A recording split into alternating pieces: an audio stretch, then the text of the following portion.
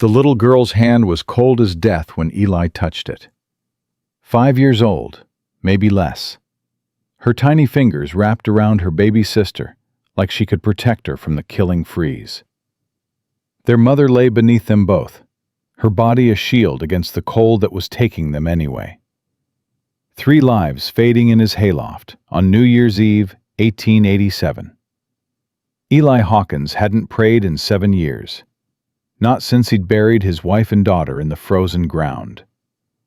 But kneeling in that hay, he whispered the only word that mattered. Please. If you want to follow this story to the very end, subscribe to my channel and hit the notification bell. Drop a comment telling me which city you're watching from. I'd love to see how far this story travels. Now, let's continue.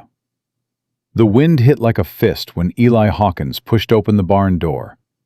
His lantern swung wild, throwing shadows across the frozen walls.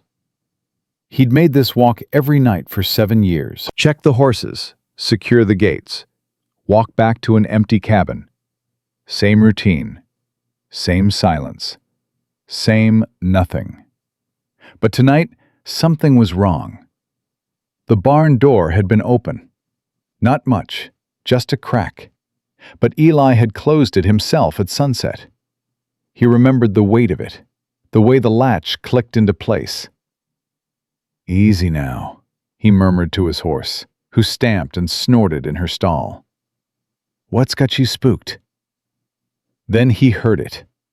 A sound that didn't belong. Weak, barely there, like a kitten mewling in the cold. No, not a kitten. A child. Eli's heart slammed against his ribs. He raised the lantern, followed the sound. The hayloft. Something was in the hayloft. He climbed the ladder fast, the old wood groaning under his boots. The cry came again, thin and desperate. At the top, he swung the lantern wide. What he saw stopped his breath. A woman lay curled in the loose hay. Young, maybe mid-20s, her body wrapped around 2 children. A little girl, maybe 5, clung to her mother's dress with one hand and held a smaller child against her chest with the other. The baby, no, not a baby, a toddler, maybe 2 or 3, wasn't moving. They were freezing to death in his barn. Jesus, Eli whispered. He dropped to his knees beside them. The woman's lips were blue. Her skin felt like winter itself when he touched her face. But her chest rose and fell, barely, still breathing. The older girl's eyes flew open. She screamed, "No!" The child scrambled backward, dragging her sister with her. "Don't touch us! Don't you touch my mama!" "Easy, easy." Eli held up his hands, showing them empty. "I ain't gonna hurt you. I'm trying to help." "That's what they all say." The girl's voice cracked with terror. "That's what the man said before he left us, before he took our wagon and left us to die." Eli's jaw tightened. Someone had abandoned them, left a woman and 2 children in the middle of nowhere, in the dead of winter. "I ain't that man," he said, keeping his voice low and steady. "My name's Eli Hawkins. This is my land, my barn. I found you here, and I'm going to get you warm. But I need you to trust me, just for tonight. Can you do that?" The girl stared at him. Her eyes, even in the dim lantern light, were sharp, watchful. The eyes of a child who'd learned too young that the world was cruel. "Rosie," she said finally. "My name's Rosie. This is Maggie. She won't wake up." Eli looked at the toddler in Rosie's arms. Maggie's face was too white, too still. "She's breathing," Eli said, checking quickly. "But she's real cold. We gotta get her inside, all of you." "Mama won't wake up neither." "She will, but not if we stay here." Eli shrugged out of his heavy coat. "I'm gonna wrap this around your mama and carry her. Can you hold Maggie real tight and follow me?" Rosie hesitated. Then she nodded, once, sharp. "Don't drop her," Rosie said. Don't you dare drop my mama." "I won't." Eli wrapped the coat around the unconscious woman, then lifted her. She weighed nothing. Too thin, her body burning through whatever reserves it had to keep her children warm. He cradled her against his chest and started down the ladder. Rosie followed, moving careful and slow. Maggie pressed against her shoulder. The toddler's head lolled, but Rosie held on like her life depended on it. Because it did. The walk to the cabin was the longest of Eli's life. The wind cut through his shirt, froze the sweat on his back. His arms burned from the woman's weight. But he didn't slow down. Couldn't slow down. Inside, the fire had burned to embers. Eli laid the woman on the rug near the hearth, then turned to build up the flames. Kindling first, then split logs. The fire caught, grew, threw heat and golden light across their pale faces. "Bring Maggie here," Eli said. "Close to the fire, not too close." Rosie obeyed, settling on the rug with her sister. Maggie's lips were blue. Her breathing was shallow and fast. "She's real sick," Rosie whispered. "She been coughing for days.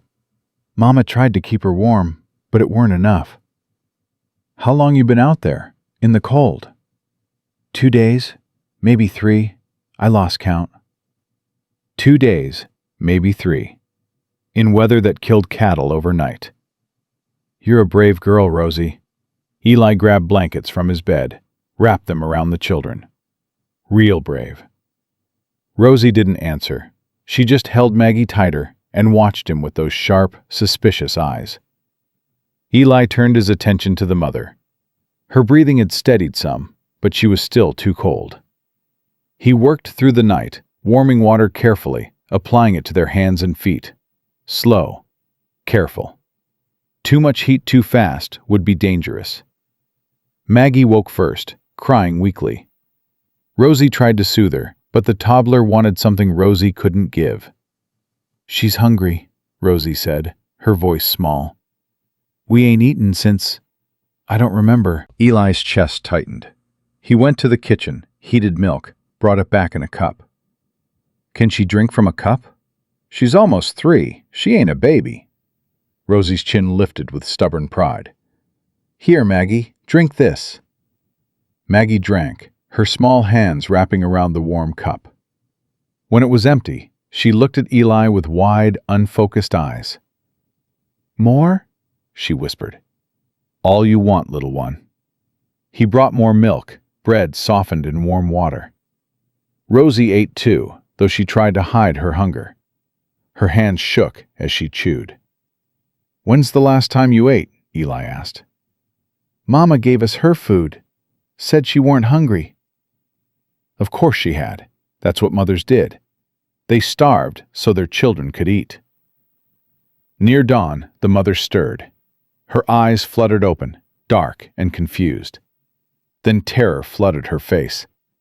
"My girls!" She tried to sit up, couldn't. "Where are my girls?" "Mama!" Rosie scrambled to her side. "Mama, we're here. We're safe." "Rosie?" The woman's hand found her daughter's face, touched it like she couldn't believe it was real. "Maggie?" "She's right here, Mama. The man found us. He brought us inside." The woman's gaze snapped to Eli. Her body went rigid. "Who are you?" Her voice was raw, cracked. "What do you want?" "My name's Eli Hawkins, ma'am. This is my ranch. I found you in my barn, near frozen to death. Just trying to get you warm." "I don't..." She looked around, taking in the cabin, the fire, the blankets wrapped around her children. "I don't understand." "You don't need to understand right now. You just need to rest." "I can't rest.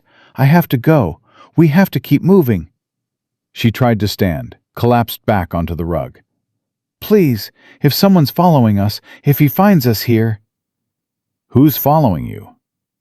The woman pressed her lips together. Her eyes, dark and haunted, gave nothing away. "Ain't nobody gonna hurt you here," Eli said quietly. I give you my word on that."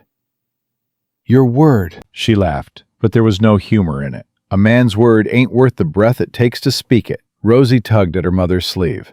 "Mama, he gave us food. He wrapped us in blankets. He ain't like the others."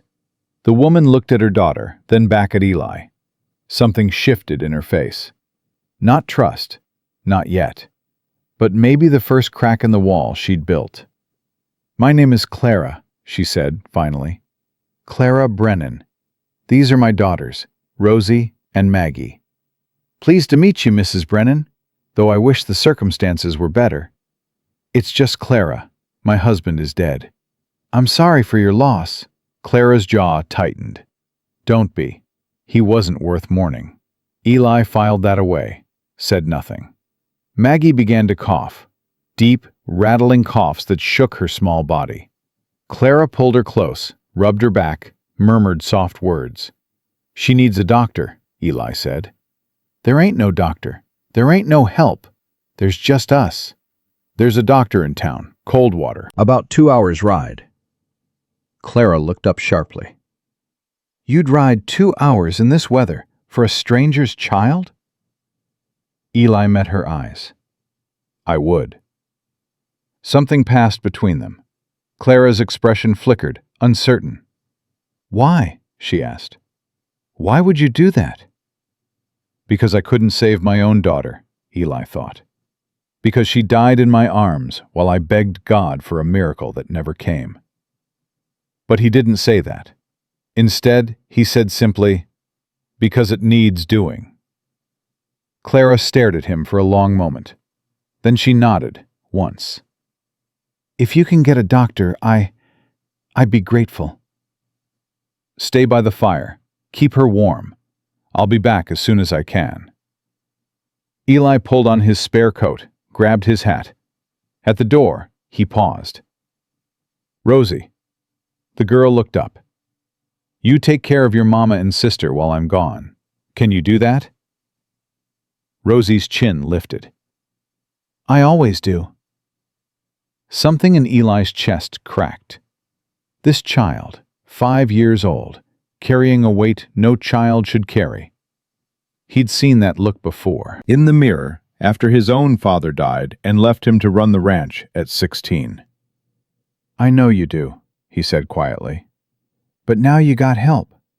You ain't alone anymore." He stepped out into the frozen dark. The wind hit him like a wall, but Eli didn't hesitate. He saddled his horse, mounted up, and rode for Coldwater. Behind him, the cabin glowed warm against the endless white. 3 lives inside. 3 strangers who'd stumbled into his world on the last night of the year. 3 people who might just save him from drowning in his own silence. The ride to Coldwater was brutal. Wind cut through Eli's clothes, numbed his face, made his horse fight every step. But he pushed on, mile after frozen mile, until the lights of town appeared through the swirling snow. Doc Patterson's house sat at the edge of Main Street. Eli pounded on the door until it swung open. "What in God's name?" The old doctor squinted through spectacles. "Eli Hawkins? I ain't seen you in 6 months." "What's wrong?" "Got a sick child at my place. Toddler, maybe 3 years old. Coughing bad, fever coming on. Her mama and sister are there too. Found 'em in my barn tonight, near frozen through."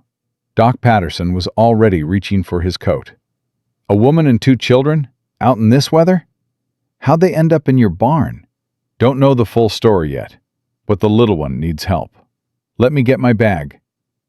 5 minutes later, they were riding back through the storm.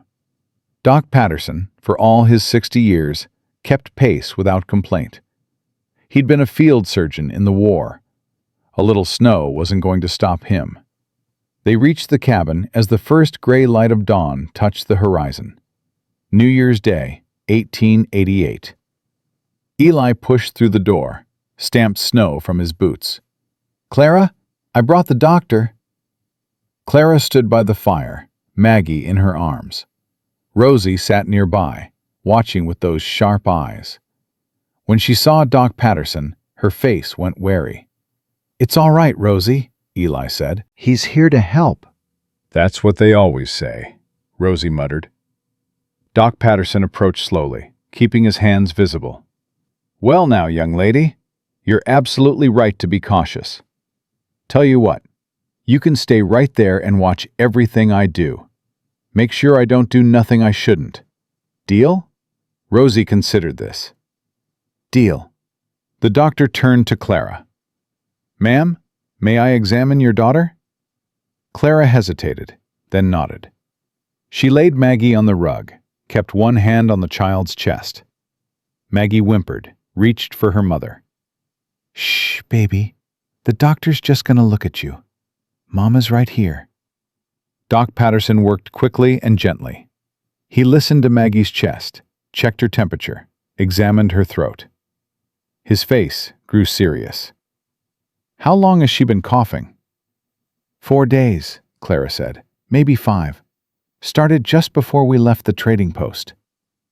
"And you've been traveling in this weather the whole time?" "We didn't have a choice." Doc Patterson exchanged a look with Eli.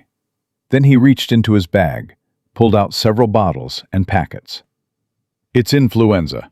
Bad case, complicated by the cold exposure. But we caught it in time." He handed Clara a small bottle. "This is for the fever. 1 spoonful every 4 hours. And this," he held up a packet of herbs, "you brew into tea. Helps with the cough." "Will she?" Clara's voice broke. "Will she be all right?" "If she stays warm, gets rest, and takes the medicine, yes. She's a fighter, this one. But she can't travel.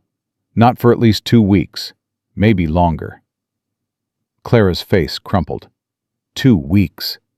2 weeks stuck in a stranger's cabin with no money, no resources, nothing but the charity of a man she didn't know. "She can stay here," Eli said before Clara could speak. "All 3 of you. Long as you need." Clara's head snapped up. "We can't impose on you like that." "It ain't an imposition." "You don't know us. You don't owe us anything. I know you're a mother who near killed herself keeping her children alive. I know your daughter is sick and needs rest. That's enough." Doc Patterson smiled slightly. "He's a stubborn one, this Eli Hawkins. Once he makes up his mind, there ain't no changing it. Trust me, I've tried." Clara looked from the doctor to Eli. Her eyes were wet, but she blinked the tears back. "Why?" she whispered. "Why are you doing this?" "Because it's New Year's Day," Eli thought. "Because 7 years ago I couldn't save them. Because maybe this is my chance to do something right." But he didn't say any of that. He just shrugged. "It's the right thing to do." Doc Patterson stayed through the morning, monitoring Maggie, making sure the fever was under control. When he finally prepared to leave, he pulled Eli aside. "That woman's been through something," he said quietly. "I seen the look in her eyes. The older girl, too. Somebody hurt them, Eli. Maybe not recently, but they're carrying scars." "I figured as much." "You sure you know what you're getting into?" Eli looked across the cabin at Clara, who was singing softly to Maggie, at Rosie, who sat close by, still watching him with those guarded eyes. "No," he admitted, "but that don't change nothing." Doc Patterson clapped him on the shoulder. "Mary would be proud of you. She always said you had too much heart to waste it on being alone." Eli's throat tightened at the mention of his wife. Even after 7 years, her name still hit like a fist. "I'll check back in a few days," the doctor continued. "Keep that little one warm and rested. And Eli?" "Yeah? Happy New Year." Eli almost laughed. "Same to you, Doc." After Patterson left, silence settled over the cabin. Maggie slept, her breathing easier now. Clara sat beside her, exhausted but unwilling to rest. Rosie approached Eli carefully, like he was a wild animal that might startle. "Mister?" "You can call me Eli." "Mr. Eli." She considered this, accepted it. "Are we really going to stay here?" If your mama agrees, yes. For how long? Long as you need. Rosie's brow furrowed. What if we need to stay forever? The question hung in the air. Eli felt something shift in his chest, like a door creaking open after years of being locked. Then I reckon we'll figure that out when we get there. Rosie studied him for a long moment. Then, slowly, she nodded. You ain't like other men, she said. Other men hurt. You don't seem like you'd hurt. Eli knelt down, bringing himself to her eye level. I ain't gonna lie to you, Rosie. This world's got plenty of men who hurt. But I ain't one of them. And while you're under my roof, ain't nobody gonna lay a hand on you or your mama or your sister. You got my word on that. Your word, Rosie repeated, testing the weight of it. My word. Something in her face softened. Not trust. Not yet. But the first crack in the armor she'd built around her small, battered heart. Okay, she said quietly. Okay, Mr. Eli. Clara had been watching the exchange. When Eli looked up, her eyes were wet again. Thank you, she whispered, for talking to her like a person. Most folks treat her like she's invisible. She ain't invisible.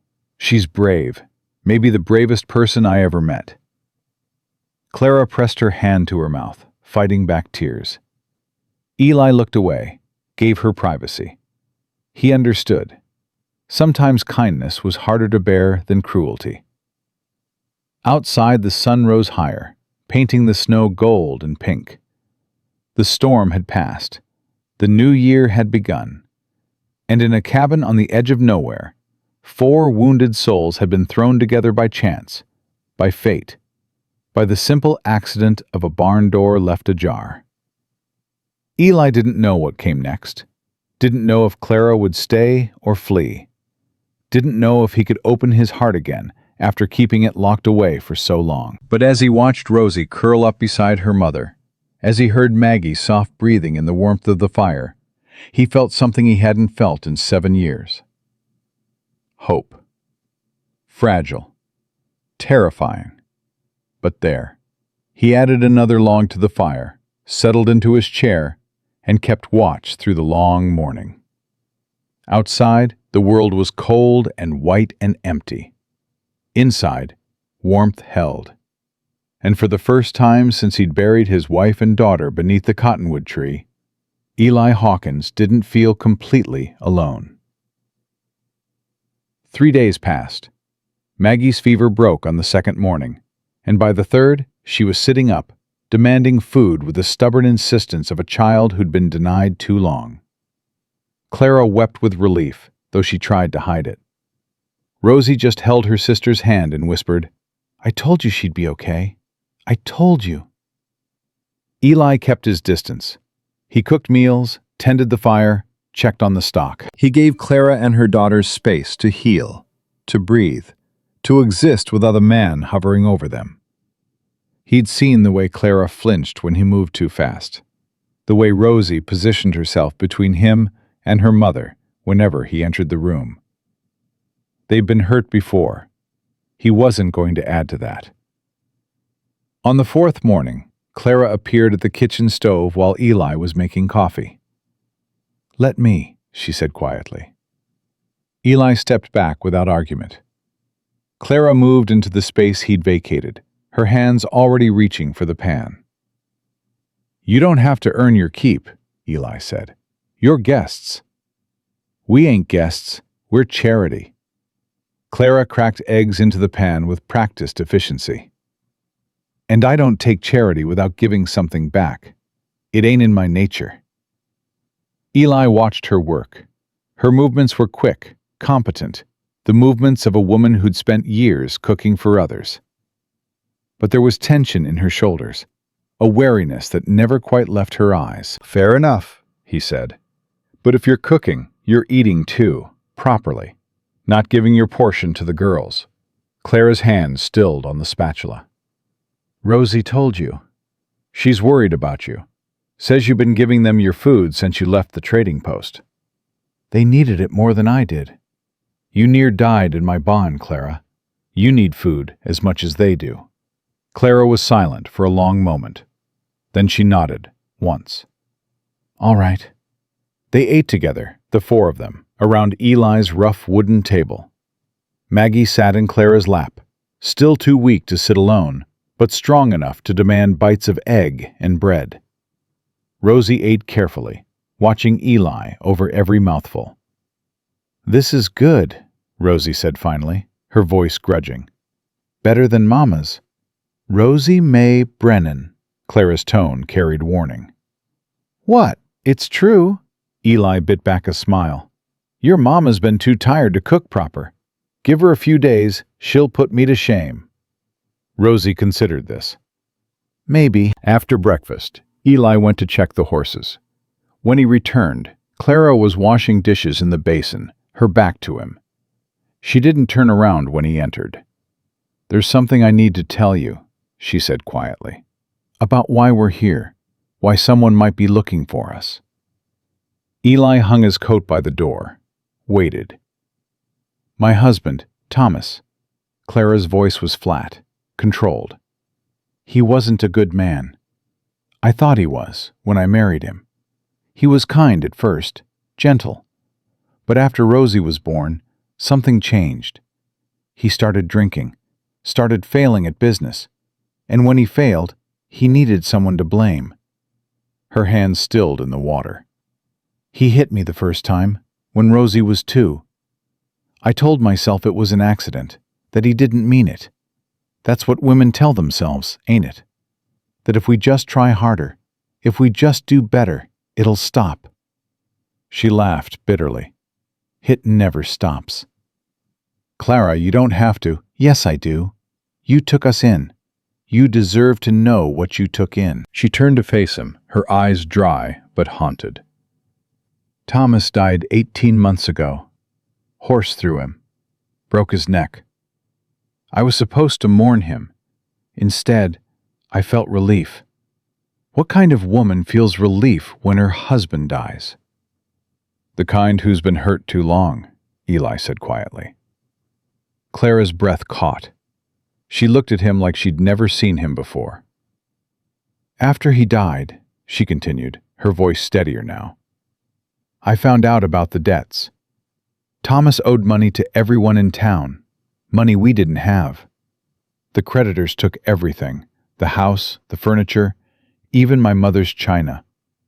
We had nothing left." "So you decided to head west?" "I had a sister in Oregon. Had. She wrote me last year, said there was room for us if we could get there. So I joined a wagon train in Kansas, used the last of our money for passage." Clara's jaw tightened. "We made it to Wyoming before Maggie got sick. The wagon master said we were slowing them down. Said they couldn't wait for a sick child." "They left you?" "At a trading post 20 miles from here. Promised someone else would come through. Someone who could take us the rest of the way." Clara's voice cracked. "No one came. We waited 3 weeks. When I couldn't pay for our room anymore, the owner said we had to leave. So we walked." "In the middle of winter, with a sick baby."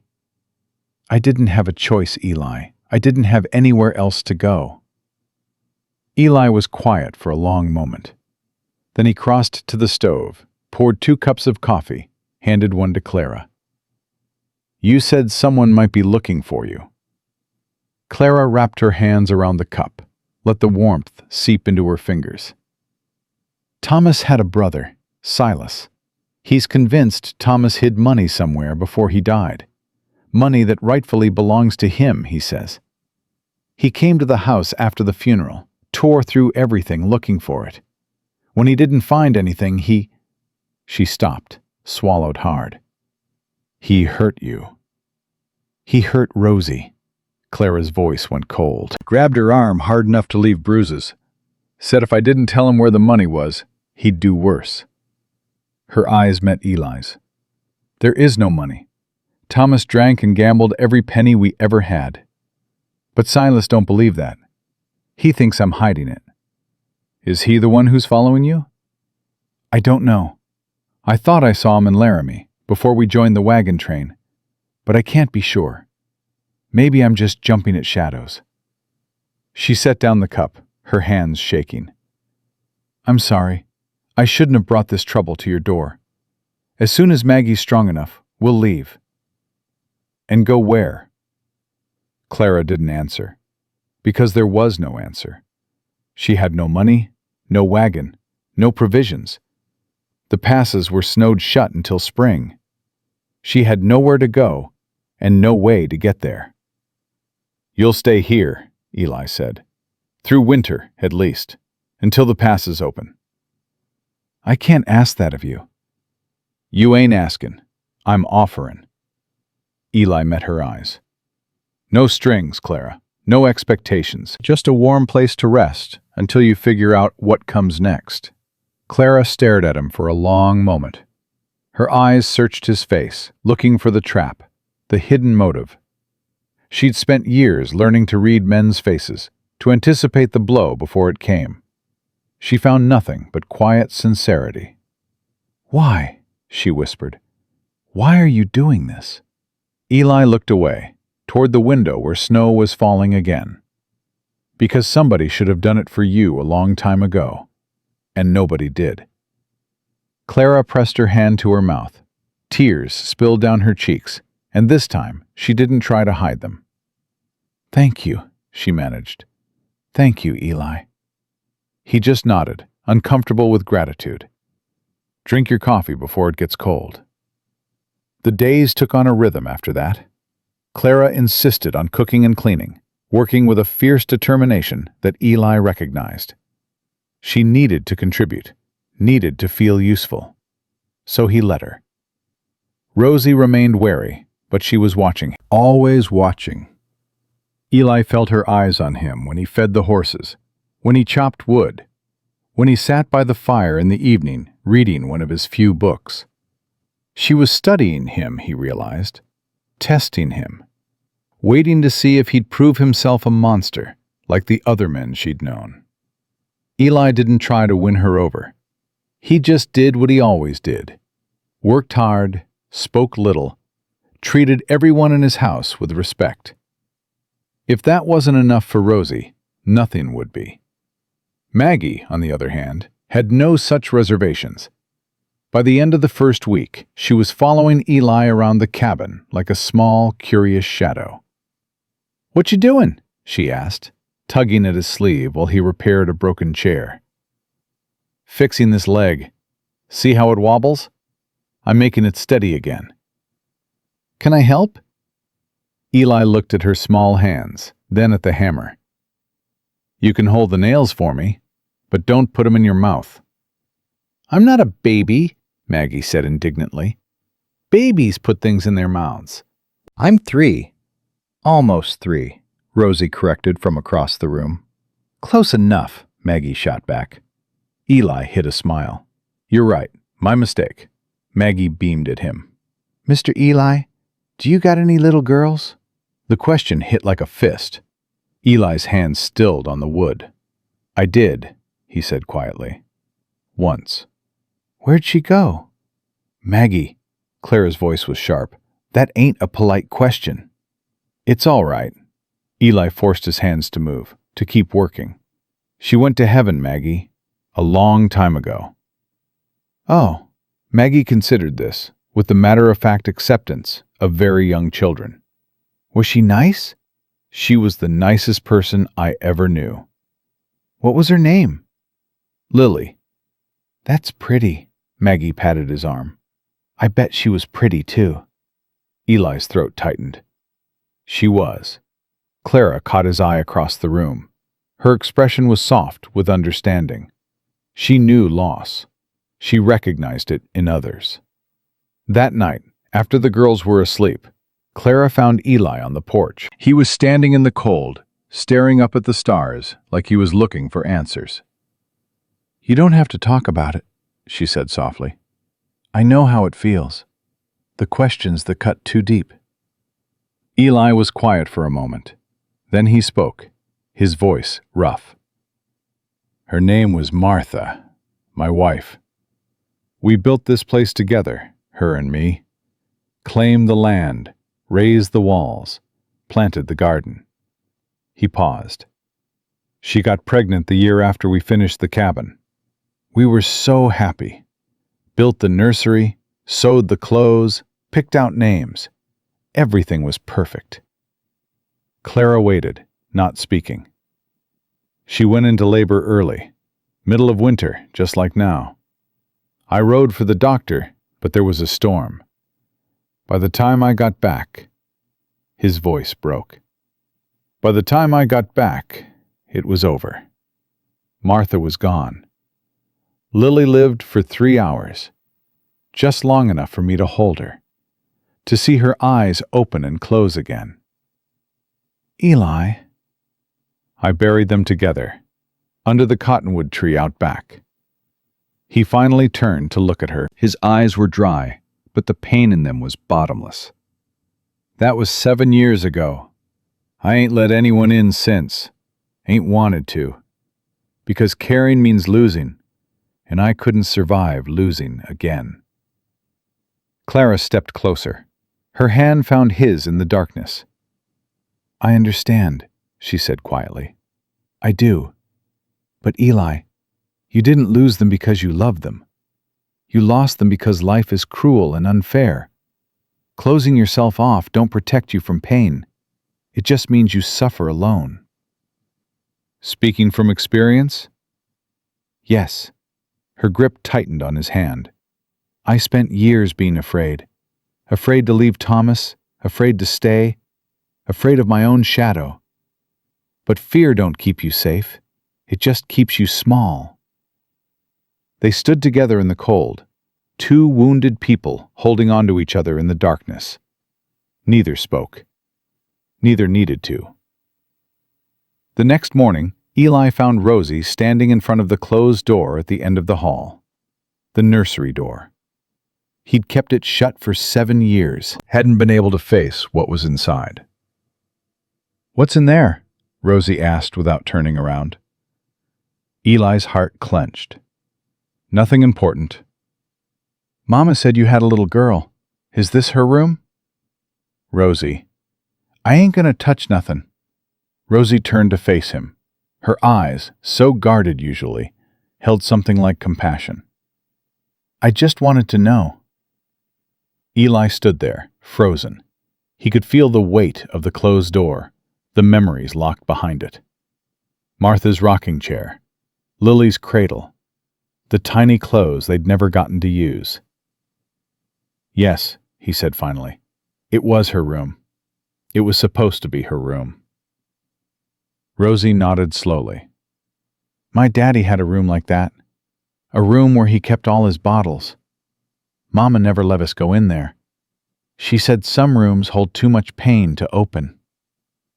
"Your mama's a wise woman." "Are you ever going to open it?" The question hung in the air. Eli looked at the door, at the brass handle he hadn't touched in 7 years. "I don't know," he admitted. "Maybe someday." Rosie studied him for a long moment. Then she did something that surprised them both. She reached out and touched his hand, just briefly, before pulling back. "When you do," she said quietly, "maybe it won't hurt so much. If somebody's there with you." She walked away, leaving Eli standing alone in the hallway. His hand tingled where she'd touched it. Such a small gesture. Such a massive gift of trust from a child who trusted no one. He looked at the nursery door. For the first time in 7 years, he thought about opening it. Not today. Not yet. But the thought was there, and that was something. 2 weeks in, the doctor returned to check on Maggie. He pronounced her fully recovered, marveling at how quickly she'd bounced back. "Children are resilient," Doc Patterson said, packing up his bag. "More resilient than we give them credit for." "Thank you, Doctor." Clara's voice was thick with gratitude. I don't know how I can ever repay you. No payment necessary, ma'am. Eli's already settled the account. Clara's head snapped toward Eli. You paid? It was nothing. It wasn't nothing. Medicine, house calls, your time, it all costs money. Money I can't pay back. Ain't asking you to pay it back. Clara's eyes flashed. I don't take charity. Good thing this ain't charity, then. Eli met her gaze steadily. This is a man helping a woman who needs it. Nothing more, nothing less. But, Clara, Doc Patterson interrupted gently, let it go. Trust me when I say Eli Hawkins is the most stubborn man in Wyoming territory. You won't win this argument. Clara looked between them, frustration and gratitude warring on her face. Finally, she let out a breath. Fine, but I'm going to find a way to repay you. Somehow. You already are, Eli said quietly. This cabin's cleaner than it's been in 7 years. Rosie's been helping me with the horses. Maggie makes me laugh. That's payment enough. Clara's expression softened. She didn't argue further. After the doctor left, Eli went to the barn to tend the horses. He was brushing down his mare when he heard footsteps behind him. Rosie stood in the doorway, her small form silhouetted against the white snow. Can I come in? She asked. Of course. She approached slowly, watching the horse with wide eyes. She's big. Her name's Bella. She's gentle as a lamb. You want to pet her? Rosie hesitated, then nodded. Eli guided her hand to Bella's nose, showed her how to stroke gently. She's soft, Rosie whispered, and warm. Horses are good company. They don't judge, don't lie. They just are what they are. I like that. Rosie continued petting Bella, her small hand moving in careful strokes. Mr. Eli? Yeah? My daddy used to hit Mama. He hit me once, too. That's why I don't like men much. Eli's chest tightened. He'd suspected as much, but hearing it from her own lips was different. I'm sorry that happened to you, Rosie. No child should ever be hurt like that. Are you going to hit us? No. Eli knelt down to her level, made sure she could see his eyes. Never. Not ever. I give you my word on that, Rosie. And I don't break my word. Rosie searched his face the way she always did, looking for the lie. This time, she seemed to find something different. Okay, she said softly. I believe you. It was the first time she'd said those words, the first crack in the wall she'd built around herself. Eli felt the weight of it, the responsibility. Can I? Rosie hesitated. Can I come see the horses again sometime? Anytime you want. A small smile flickered across her face. The first real smile he'd seen from her.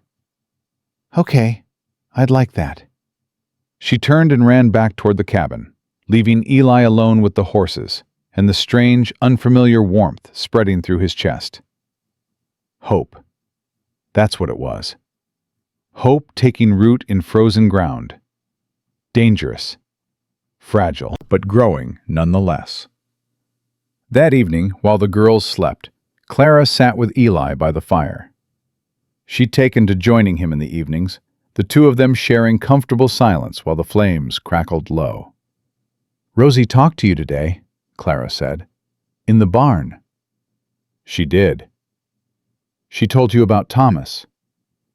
Some of it. Clara stared into the fire.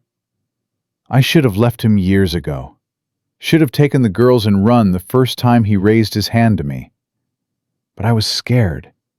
Scared of being alone, of having nothing, of not being able to provide for them. She laughed bitterly.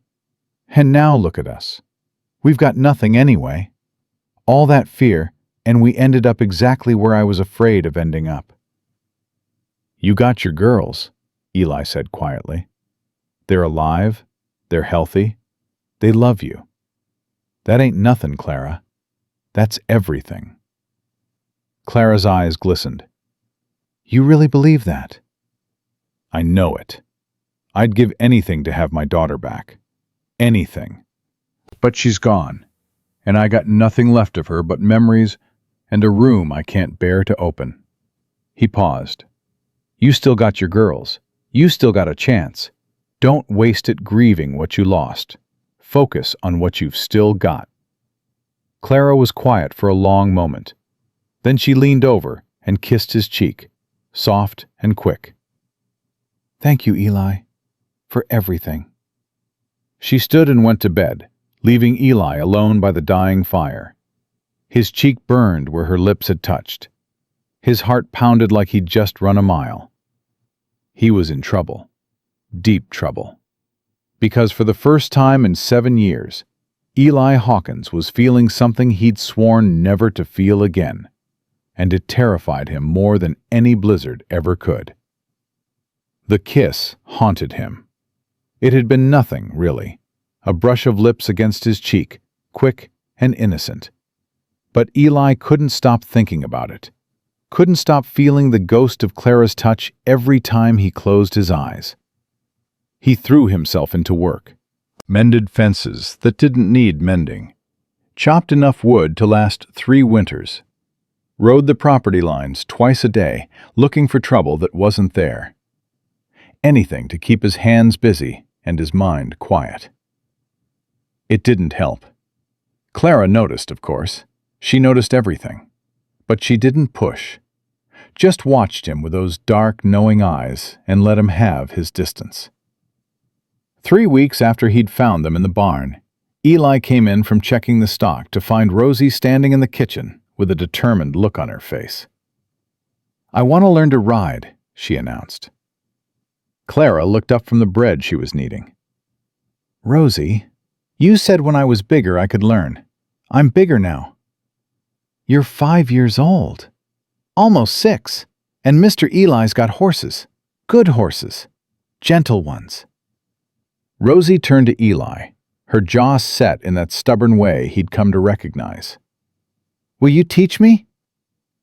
Eli looked at Clara. She met his eyes, something unreadable in her expression. It's your decision, she said quietly. She's been asking since she could talk. Please, Mr. Eli. Rosie clasped her hands together. I'll be real careful. I'll do everything you say. I won't complain, even if I fall off. Eli felt the corner of his mouth twitch. This child, who trusted no one, was asking him for something. Trusting him enough to teach her. All right, he said, but we start slow. No complaints. Rosie's face lit up. It was the first time he'd seen her look like a child instead of a tiny, worried adult. Thank you, Mr. Eli. Thank you.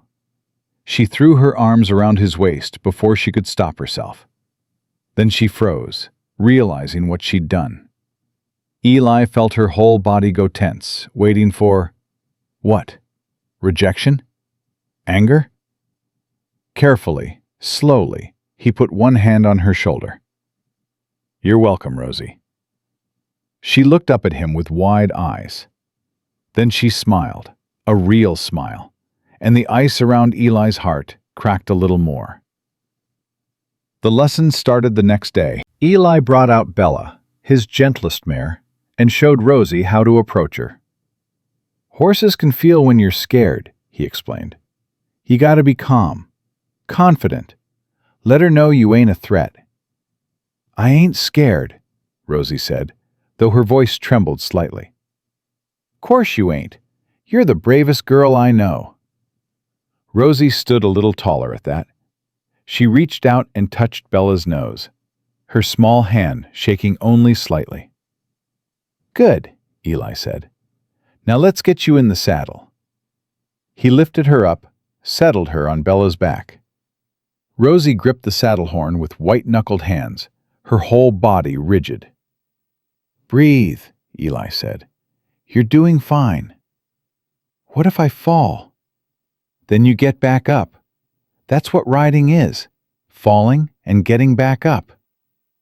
Rosie looked down at him, something shifting in her eyes. That's what life is too, ain't it? Eli's throat tightened. This child, this wise, wounded child who understood too much for her years. Yeah, he said quietly. I reckon it is. Clara watched from the porch, Maggie in her arms. When Eli glanced her way, she was smiling. Not the guarded smile she usually wore, but something softer, something that made his chest ache. He looked away quickly, focused on Rosie, on the lesson, on anything but the woman who was slowly, inexorably becoming necessary to him.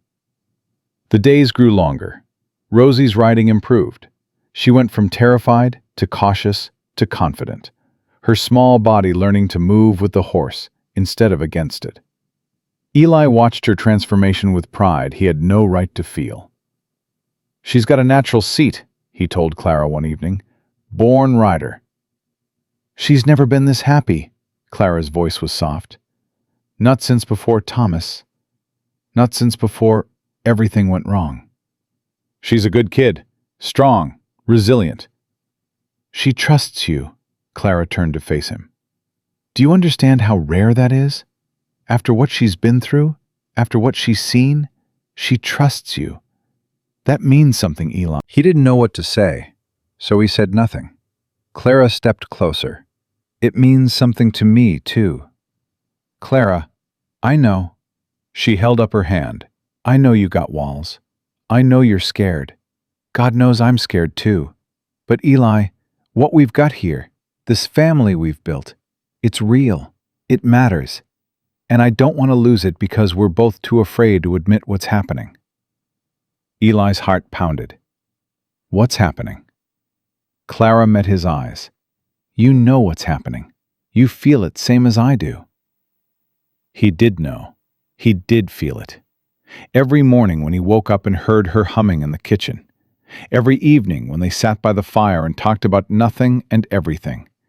Every time she laughed. Every time she touched his arm. Every time she looked at him like he was something worth looking at. I can't, he said, his voice rough. Clara, I can't do this again. I can't love someone and lose them. It near killed me the first time. It will kill me the second. Who says you're going to lose us? Everyone leaves. Everyone dies. That's how life works. Clara took his hands in hers. Her grip was strong, steady. Life is also living, Eli. It's taking chances. It's opening your heart even when you know it might get broken. Her eyes glistened. I spent years being afraid, years letting fear control everything I did. And you know what I got for it? Nothing but regret. I ain't gonna live like that anymore. What are you saying? I'm saying I want to stay. Not just until spring. Not just until we can travel. I want to stay here with you and build something real. If you'll have us. Eli's chest constricted. Everything he wanted was standing right in front of him. A woman who understood him. Children who needed him. A chance to fill this empty cabin with laughter and life again. And he was terrified. I need time, he managed. I need to think. Something flickered in Clara's eyes. Disappointment, maybe. Or understanding. She nodded slowly. Take all the time you need. She released his hands and walked away, leaving Eli alone with his fear and his hope and the unbearable weight of choice. That night, he couldn't sleep. He lay in the dark, staring at the ceiling, while Clara and the girls breathed softly in the other room. Martha's face swam before his eyes, Lily's small body in his arms, the graves beneath the cottonwood tree. But other images came too. Rosie's smile when she finally cantered alone, Maggie's laughter when he swung her in the air, Clara's eyes, warm and steady, looking at him like he was worth something. Could he do it? Could he open his heart again, knowing how much it would hurt if he lost them? The question followed him into troubled sleep. Morning came, gray and cold. Eli rose before dawn, as always, and went to check the horses. He was brushing Bella down when he heard hoofbeats approaching. A rider. Coming fast. Eli's hand moved instinctively to the rifle he kept by the barn door. He watched the approaching figure, tension coiling in his gut. The rider was a man, tall, lean, with a face that might have been handsome if it weren't twisted by greed and malice. He reined up in front of the barn, his eyes scanning the property. "Morning," Eli said, keeping his voice neutral. "Can I help you?" The man smiled. It wasn't a nice smile. "I'm looking for someone. A woman and 2 little girls. Word at the trading post is they headed this direction about a month back." Eli's blood ran cold, but he kept his face blank, his posture relaxed. "Lot of travelers come through here. What's your business with them?" "Family business." The man swung down from his horse, moved closer. "My name's Silas Brennan. The woman I'm looking for is my brother's widow. She's got something that belongs to me, and I aim to get it back." Silas Brennan, Clara's nightmare, standing in Eli's barn like he had every right to be there. "Don't know anyone by that name," Eli said calmly. "That's so." Silas's eyes narrowed. "Funny thing, I've been tracking them for weeks. They disappeared around here, and nobody in Coldwater knows nothing about them. But smoke's been coming from your chimney day and night. More smoke than one man needs. I like to keep warm." "I'm sure you do." Silas stepped closer, close enough that Eli could smell the whiskey on his breath.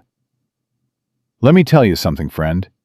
I've come a long way for what's mine, and I don't take kindly to folks who get in my way." "That a threat?" "It's a fact."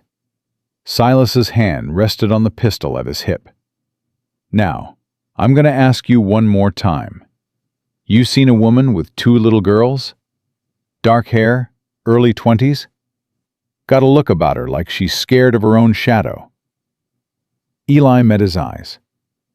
"I told you, I don't know anyone by that name." For a long moment, neither man moved. Then Silas laughed, a cold, ugly sound. "All right, have it your way. But I'll be around, friend. I'll be watching. And when I find out you're lying, and I will find out, well..." He mounted his horse, tipped his hat mockingly. "Let's just say, you'll regret it." He spurred his horse and rode off, disappearing into the gray morning. Eli stood frozen, his heart pounding. Then he grabbed his rifle and strode toward the cabin. Clara was at the stove when he burst through the door. She took one look at his face and went pale. "What happened?" "We got trouble." Eli crossed to the window, looked out. "Man came by the barn, name of Silas Brennan. Said he's looking for you." Clara's hand flew to her mouth. The spoon she'd been holding clattered to the floor. "No, no, no, no. How did he find us?" "Don't know, but he's suspicious. He'll be back." "We have to go." Clara's voice rose with panic. "We have to leave, right now, before he..." "Clara." Eli gripped her shoulders, forced her to look at him. "Listen to me. You can't run. Not in the middle of winter, not with the girls. You'd die before you got 20 miles. "But if he finds us here, if he hurts the girls..." "He ain't gonna hurt anyone. I won't let him." Clara searched his face, her eyes wild with fear. "You don't know him, Eli. You don't know what he's capable of. He hurt Rosie once. He'd do worse if he got the chance." "Then we make sure he don't get the chance." Eli's jaw set hard. "I spent 10 years as a Texas Ranger, Clara. I've faced down outlaws, rustlers, and killers. I ain't afraid of one man with a grudge." "This ain't your fight." "Yes, it is. His voice was quiet but fierce. "You're under my roof, you and your girls. That makes it my fight." Clara's breath caught. Tears spilled down her cheeks. "Why?" she whispered. "Why do you keep protecting us?" The answer was there, on the tip of his tongue. "Because I love you. Because I can't imagine this cabin without you. Because you and your daughters have given me a reason to live again." But he couldn't say it. Not yet. Not with Silas Brennan circling like a vulture. "Because it's the right thing to do," he said instead. Clara's expression shifted. She heard what he didn't say, understood what he wasn't ready to admit. "Eli Hawkins," she said softly, "you are the most stubborn man I ever met." "So I've been told." They stood there, inches apart, while fear and hope and something deeper swirled between them. Then Rosie's voice broke the moment. "Mama? What's wrong?" Clara wiped her eyes quickly, turned to face her daughter. Rosie stood in the doorway, Maggie clutching her hand. Both girls looked frightened. "Nothing, baby. Everything's fine." "You're crying." Rosie's eyes moved to Eli. "Did he make you cry?" "No, sweetheart. Mr. Eli didn't do anything wrong." Rosie didn't look convinced. She stepped forward, positioning herself between Clara and Eli. Protective, defensive, a 5-year-old ready to fight the world for her mother. "I heard a horse," Rosie said. "Who came?" Clara and Eli exchanged a look. How much to tell her? How much could a child bear? "A bad man," Eli said finally. "Someone who wants to hurt your family. But I ain't gonna let him." Rosie's face went pale, but she didn't cry, didn't scream, just lifted her chin and asked, "Uncle Silas?" Clara made a small, wounded sound. "You remember him? I remember he grabbed my arm. I remember he made you cry." Rosie's small hands clenched into fists. "I hate him. Rosie, I do. I hate him and I hope he dies." Clara knelt down, gathered her daughter in her arms. "I know, baby. I know you're scared. But Mr. Eli's gonna keep us safe, okay? Promise?"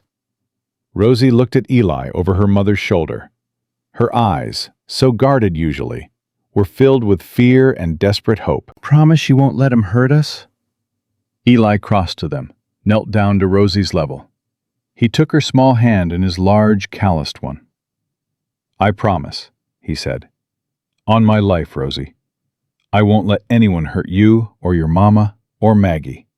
Not ever." Rosie stared at him for a long moment.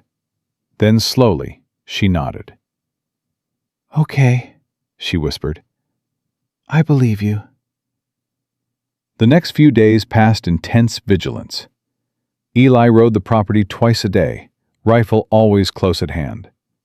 He saw signs of someone watching, tracks in the snow that didn't belong. But Silas didn't show himself again. Clara kept the girls close, jumping at every sound. The easy rhythm they'd built over the past weeks was shattered, replaced by fear and waiting. But life had to go on. Chores still needed doing. Animals still needed feeding. And Rosie, despite everything, still wanted her riding lessons. "Please, Mr. Eli?" she asked on the third morning. "I've been practicing in my head.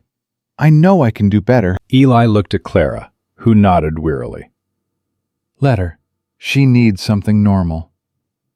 So they went to the barn, Eli with his rifle slung over his shoulder, Rosie practically vibrating with determination. She mounted Bella without help this time, gathered the reins like he'd taught her. "Good," Eli said. "Now walk her around the paddock. Keep your heels down." Rosie nudged Bella into a walk. Her posture was good, her hands steady. She'd been practicing all right. "Faster?" she asked. "Let's try a trot. Squeeze with your legs, gentle." Bella moved into a trot. Rosie bounced at first, then found the rhythm, posting up and down with the horse's gait. "You're a natural," Eli called. Rosie beamed. For a moment, she wasn't a scared little girl with a monster hunting her. She was just a child, learning something new, feeling the joy of accomplishment. Then everything went wrong. A gunshot cracked through the air. Bella reared, screaming. Rosie flew from the saddle, hit the ground hard, and didn't move. "Rosie!" Eli sprinted toward her, his heart in his throat. Behind him, he heard Clara's scream from the cabin. Another shot. Dirt kicked up inches from his feet. Eli threw himself over Rosie, shielding her body with his own. He looked up, searching for the shooter. Silas Brennan stood at the edge of the trees, rifle raised, a cruel smile on his face. "Found her," Silas called. "Didn't I?" Eli's blood turned to ice. Rosie lay motionless beneath him, her small body terrifyingly still. He couldn't tell if she was breathing. Couldn't tell if the fall had broken her, or if Silas's bullet had found its mark. "Get up slow," Silas called, walking closer. "And don't think about reaching for that rifle. I'll put the next one through your skull." Eli raised his hands, moved carefully off Rosie. His eyes swept over her small form. No blood. Her chest rose and fell. Just knocked unconscious from the fall. Relief flooded through him, followed immediately by cold fury. "She's just a child," Eli said, his voice low and dangerous. What kind of man shoots at a child? The kind who's tired of being lied to. Silas stopped 10 feet away, rifle trained on Eli's chest. "I asked you nice. Asked if you'd seen Clara and her brats. You looked me in the eye and lied. So you decided to shoot a 5-year-old? I was aiming at the horse. Wanted to get your attention." Silas's smile widened. "Looks like it worked." Behind them, Clara burst from the cabin, Maggie in her arms. She froze when she saw Silas, her face draining of color. "Well, well." Silas swung the rifle toward her. "There she is, my dear sister-in-law. You've led me on quite a chase, Clara." "Silas, please." Clara's voice shook. "The children—" "Shut up." His voice cracked like a whip. "You know what I want. You've always known. So stop playing games and tell me where Thomas hid the money." "There is no money." "How many times do I have to tell you? Thomas drank everything we had, gambled the rest. There's nothing left." "Liar!" Silas stepped closer, rage twisting his features. "Thomas told me himself. Said he had a fortune stashed away for hard times. Said no one knew about it but him. Thomas was a drunk and a liar. He told you what you wanted to hear so you'd leave him alone." "You're lying." Silas's finger tightened on the trigger. "You've been lying since the day he died. But I'm done being patient. You're going to tell me where that money is, or I'm going to start hurting people until you do." Eli watched him carefully, calculating distances. His rifle lay on the ground, too far to reach. But he still had his pistol at his hip. If he could distract Silas long enough. "Start with me," Eli said, stepping forward. "You want to hurt someone? Start with me." Silas swung the rifle back toward him. "Stay where you are. I ain't got no stake in this fight. No reason to lie for her. If there's money, I don't know nothing about it." "Then why are you protecting her?" "Because that's what decent men do. They protect women and children from cowards who shoot at little girls." Silas's face flushed with anger. "You calling me a coward?" "I'm calling you what you are. A bully. A thug.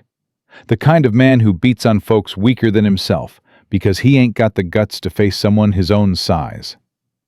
"Eli, don't—" Clara's voice was desperate.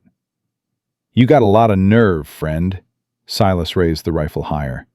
"A lot of nerve for a man with a gun pointed at his heart." "Maybe, but I've faced down worse than you." Eli kept his voice calm, steady.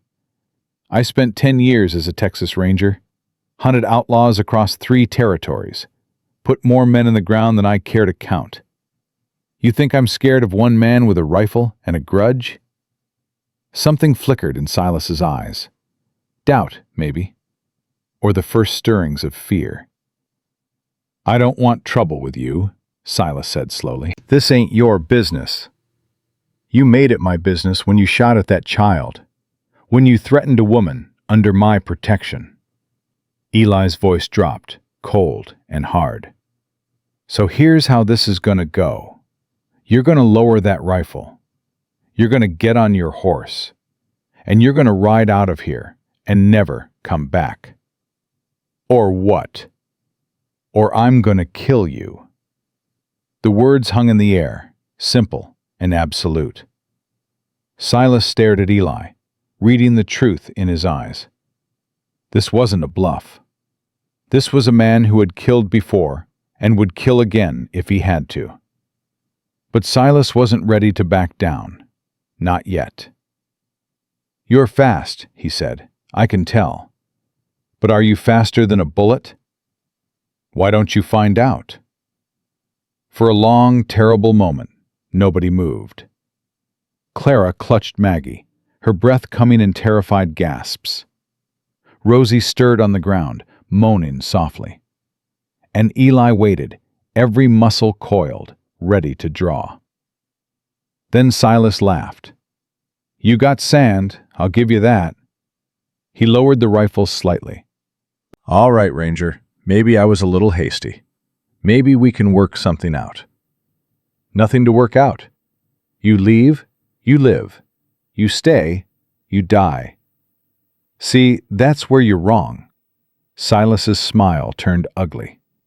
Because I ain't alone. He whistled, sharp and loud. From the trees behind him, 2 more men emerged, rough-looking, armed. The kind of men who'd kill for money and sleep fine after. Meet my friends, Silas said. They've been helping me track Clara across 3 states. And they don't take kindly to threats. Eli's heart sank, but he kept his face blank. 3 against 1. Bad odds. Worse if he had to protect Clara and the girls at the same time. Impressive, he said calmly.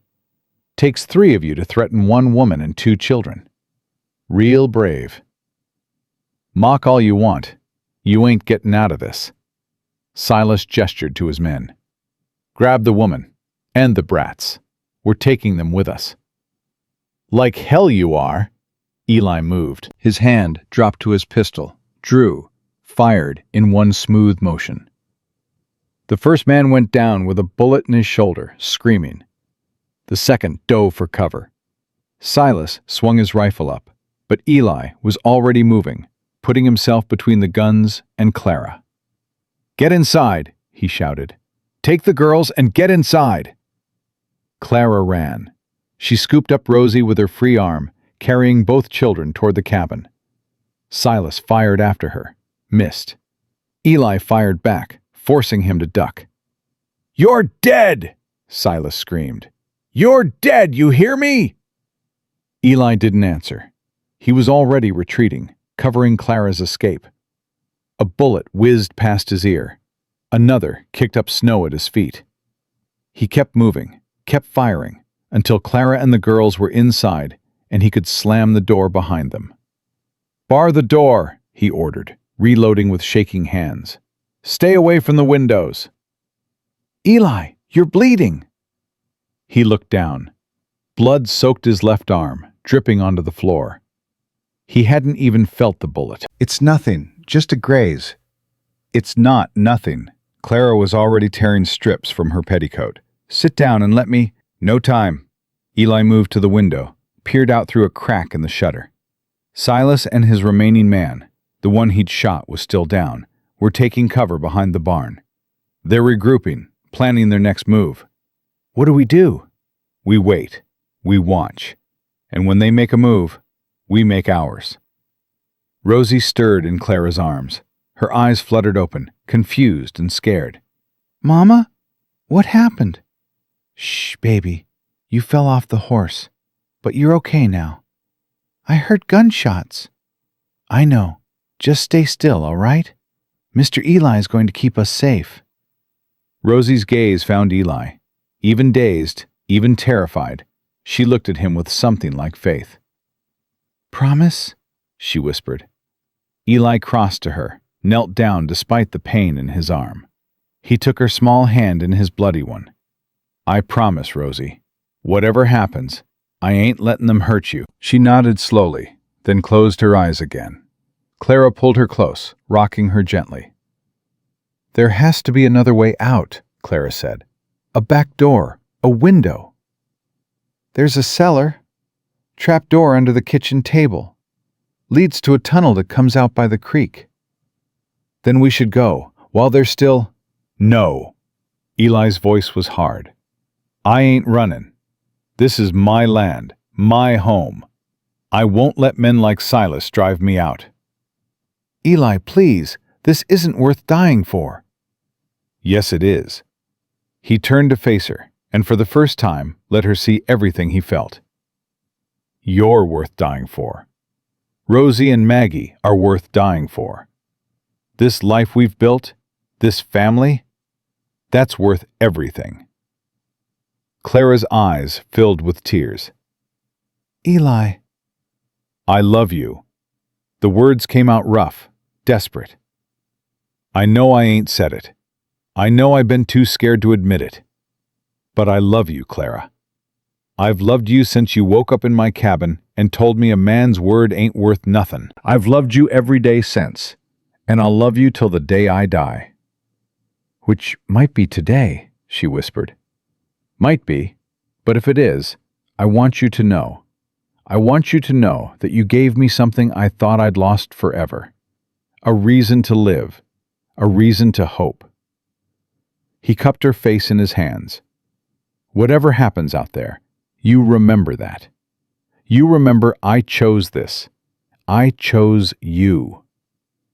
Clara kissed him, not soft and quick like before, but deep and fierce, pouring everything she felt into it. Fear and love and desperate hope all tangled together. I love you too, she said when they finally broke apart. I love you, Eli Hawkins, and I'm not going to let you die for us. Not today. Clara, listen to me. Her eyes blazed with sudden determination. There is no money. I told you that, and it's true. But there is something. Something Thomas hid before he died. Eli frowned. What are you talking about? Papers, documents, evidence that Silas has been stealing from half the businesses in Kansas City for years. Thomas was going to use them as leverage, make Silas leave us alone. But he died before he could. She grabbed Eli's hand. That's what Silas really wants, not money. Those papers could put him in prison for the rest of his life. Where are they? Hidden. In my dress. Sewn into the lining. Clara's voice dropped. I wasn't sure I could trust you. I wasn't sure I could trust anyone. So I kept them close, just in case. Eli stared at her. All this time, she'd been carrying a weapon that could end this. All this time, she'd been protecting herself the only way she knew how. If we give him the papers, Clara continued, maybe he'll leave. Maybe. No. Eli shook his head. Men like Silas don't leave witnesses. He'll take those papers and kill us anyway. Then what do we do? Before Eli could answer, Silas's voice rang out from outside. Hawkins, I know you're in there.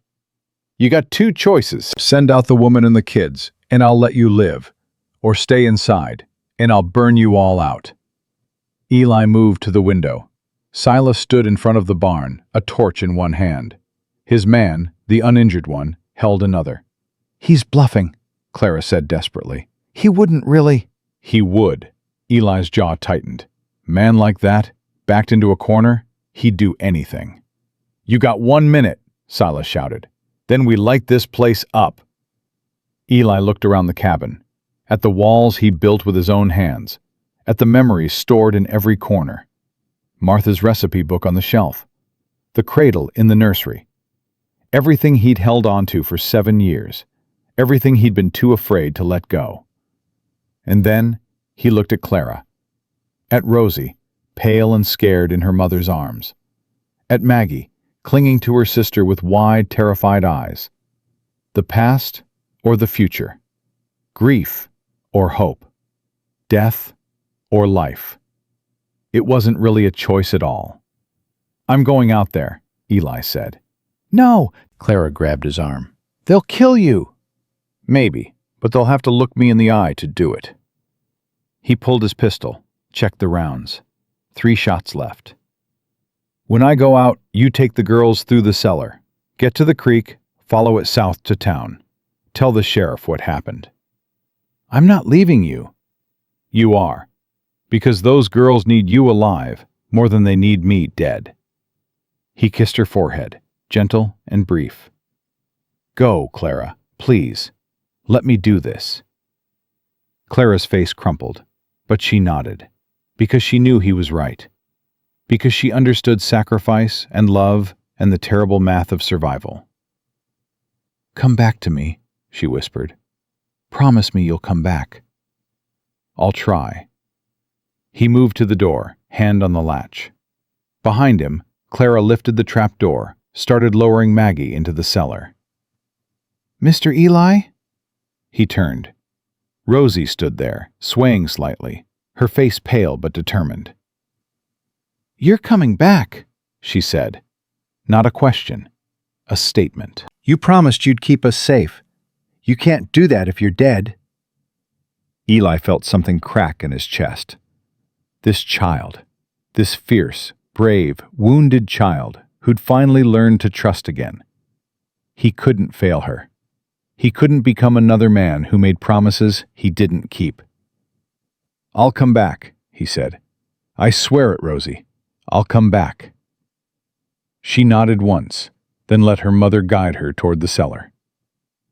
The last thing Eli saw before he stepped outside was Clara's face, white with terror, her eyes locked on his. "I love you," she mouthed. "I love you too," he mouthed back. Then he opened the door and walked into the cold. Silas saw him immediately. Well, well, the hero emerges.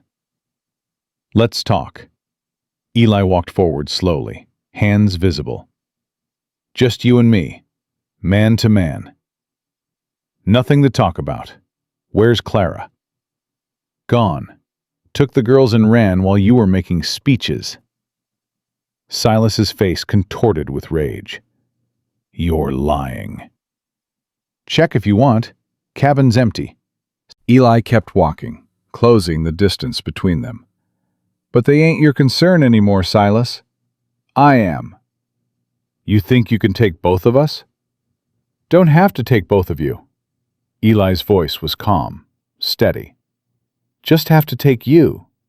Your friend there, he's hired muscle, paid to follow orders, not die for nothing.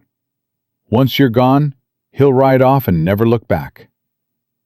The other man shifted uncomfortably. Silas noticed. "Don't listen to him, Jake. He's trying to get in your head." "I'm telling him the truth." Eli's eyes never left Silas. "You want to die for this man's grudge? For papers that'll put him in prison if they ever see the light of day?" Jake's grip on his torch wavered. "What papers?" "Shut up," Silas snarled. "There ain't no papers. She's been lying this whole time." "Have I?" Eli smiled, cold and hard. "Then why'd you chase her across 3 states? Why'd you beat her daughter? Why'd you burn through money hiring thugs to track down a penniless widow?" He shook his head. "Don't make sense, unless she's got something you need, something worth killing for." Jake looked at Silas. Doubt flickered in his eyes. "He's playing you," Silas said desperately. "There ain't nothing—" "There's proof," Eli interrupted. Proof that you've been stealing for years. Proof that'll put you away for life. Thomas was going to use it against you, but he died before he could. Clara's had it all along. That's what you're really after."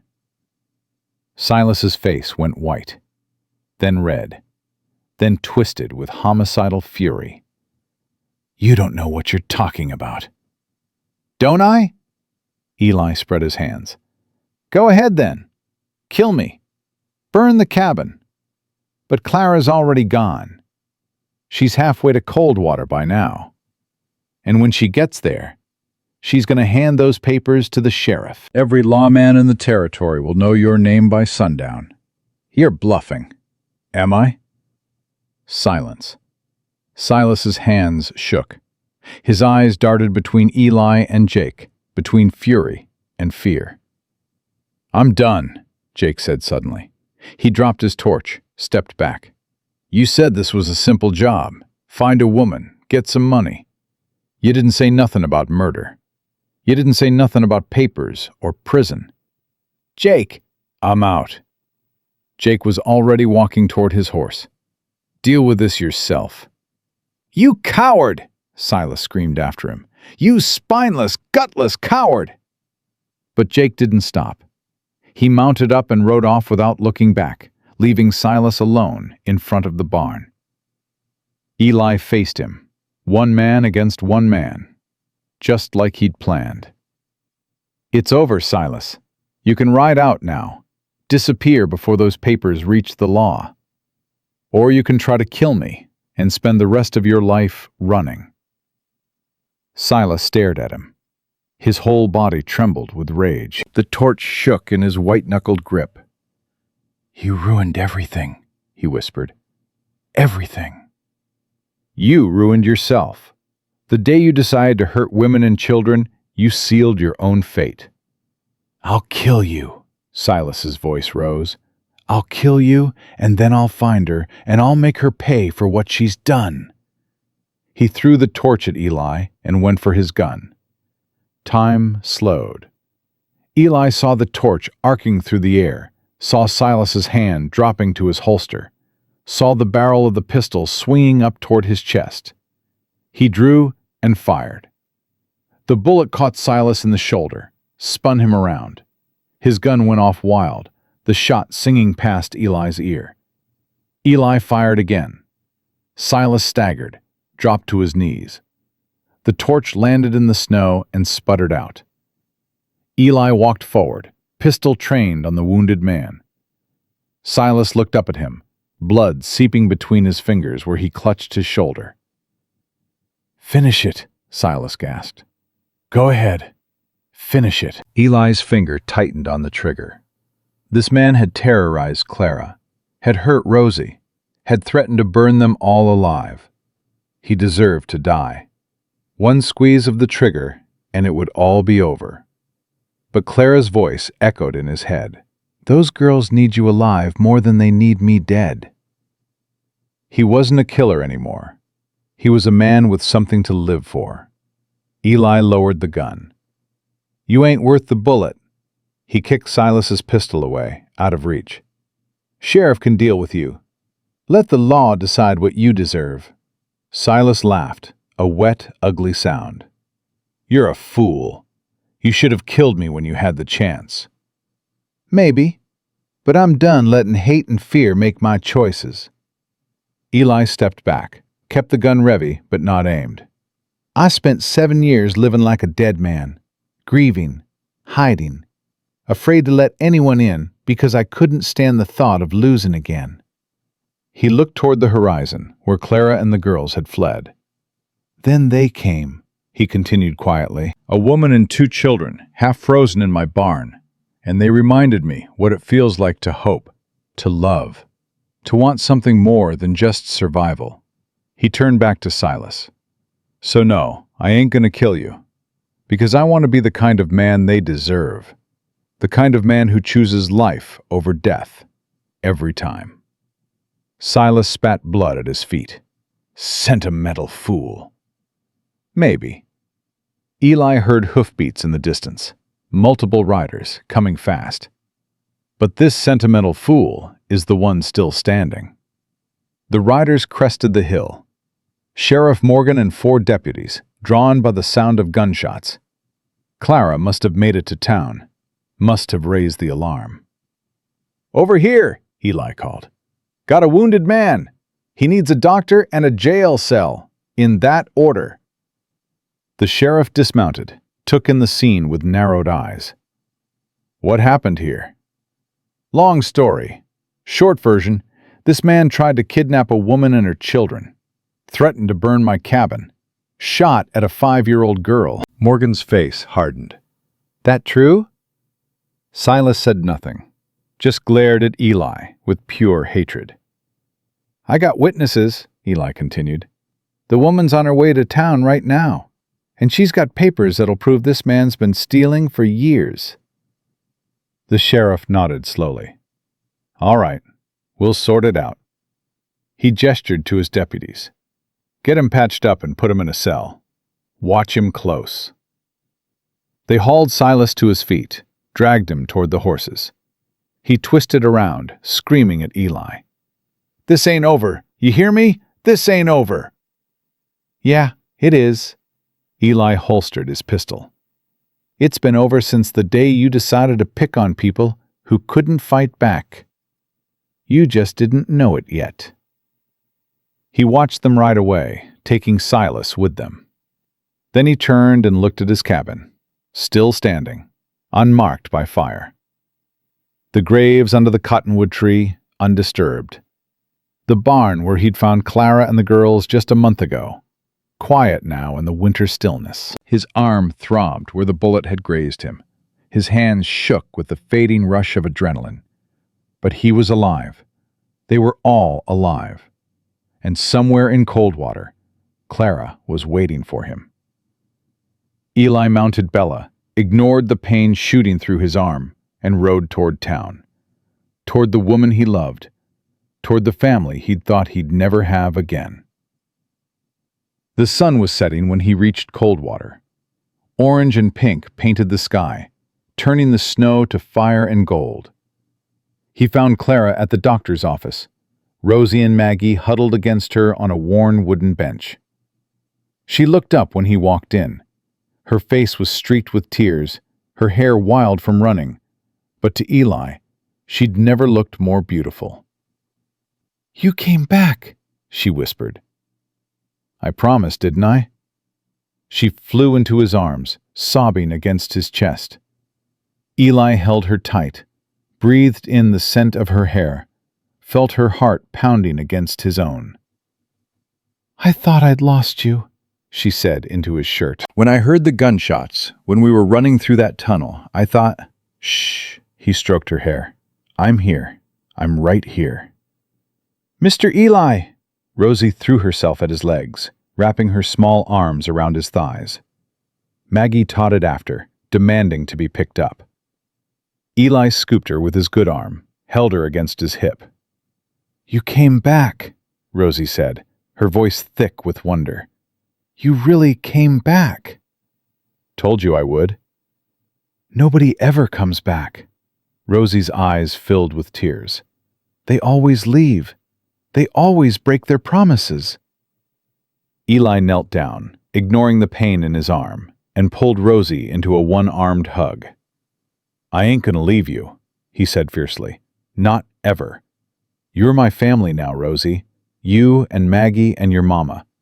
And I don't abandon family." Rosie buried her face in his shoulder and cried.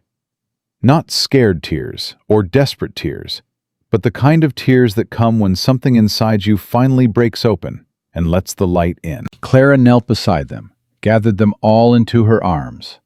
4 people, wounded and scared and full of hope, holding on to each other like they'd never let go. "Let's go home," Clara whispered.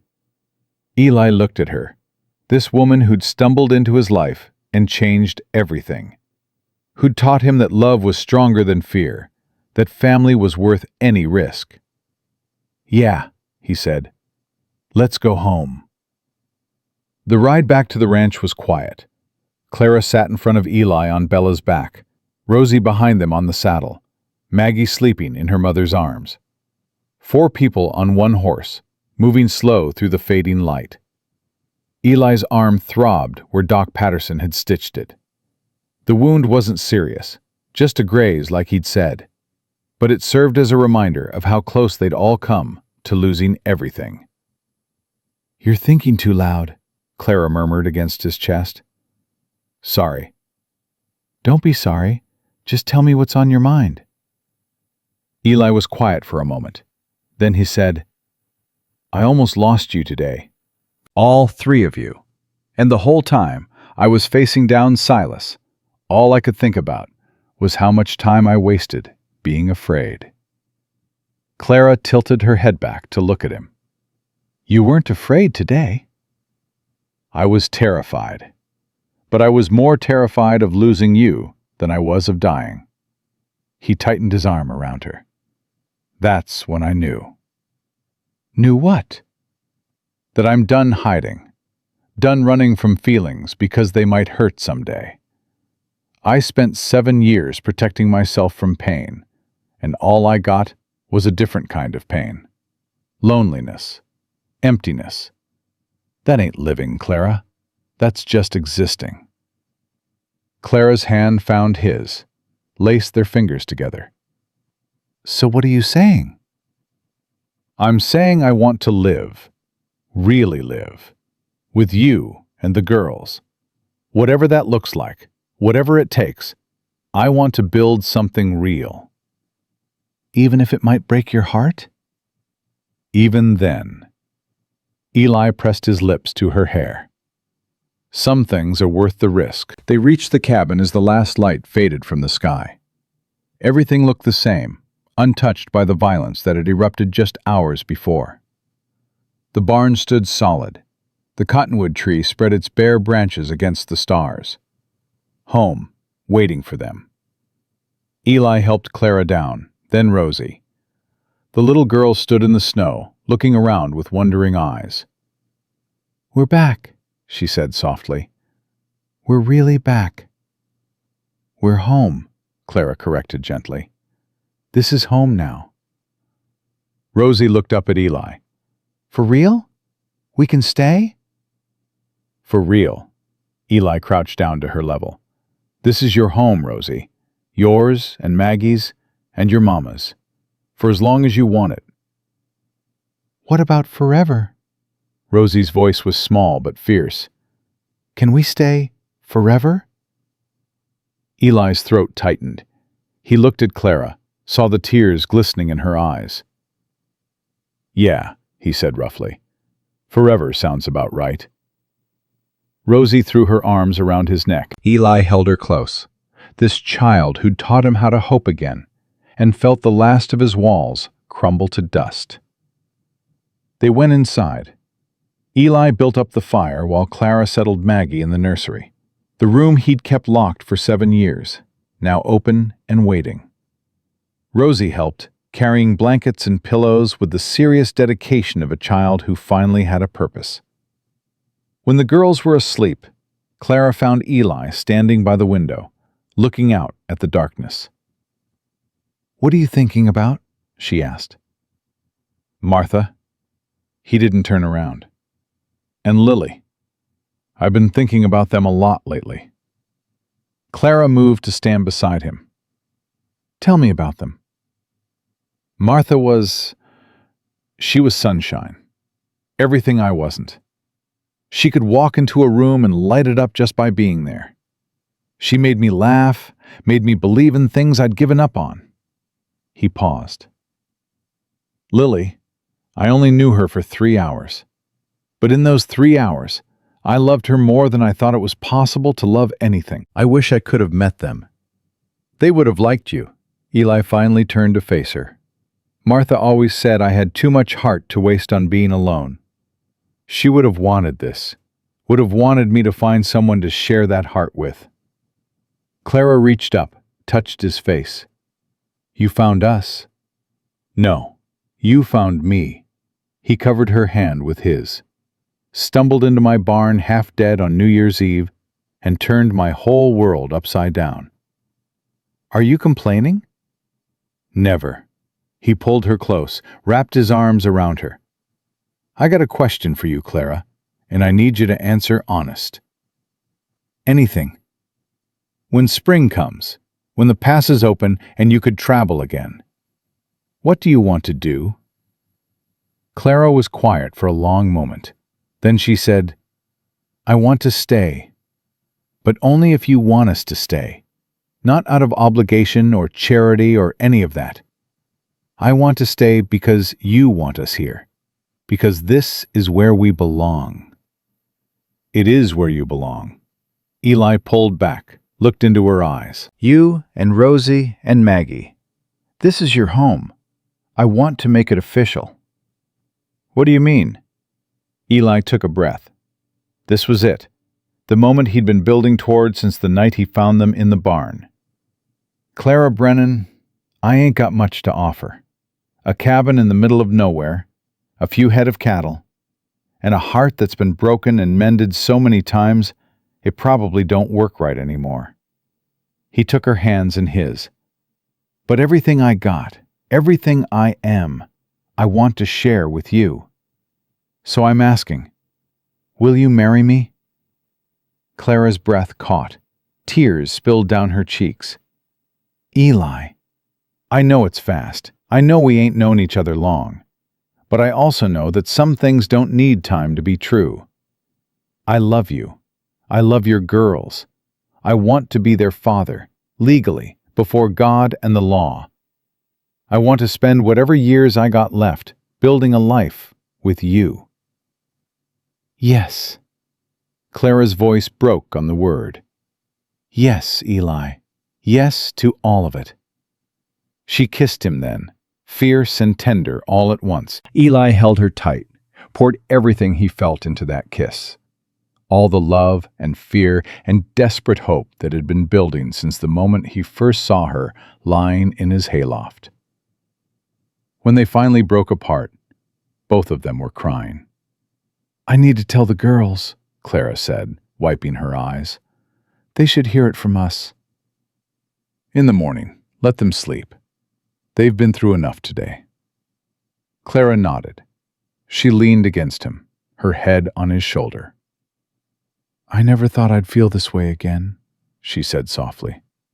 "After Thomas, after everything, I thought that part of me was dead, closed off forever." "Me too." "But you woke it up. You showed me that not all men are monsters, that some of them are good and kind and worth trusting." She looked up at him. "You saved us, Eli. Not just from the cold, not just from Silas. You saved us from giving up on everything." "You saved me right back." Eli kissed her forehead. "Now come on. It's been a long day. We both need rest." They slept that night curled together on the narrow bed, Clara's head on his chest, his arms wrapped around her. For the first time in 7 years, Eli slept without nightmares. Morning came bright and cold. Eli woke to the sound of giggling from the kitchen. He dressed quickly, followed the sound.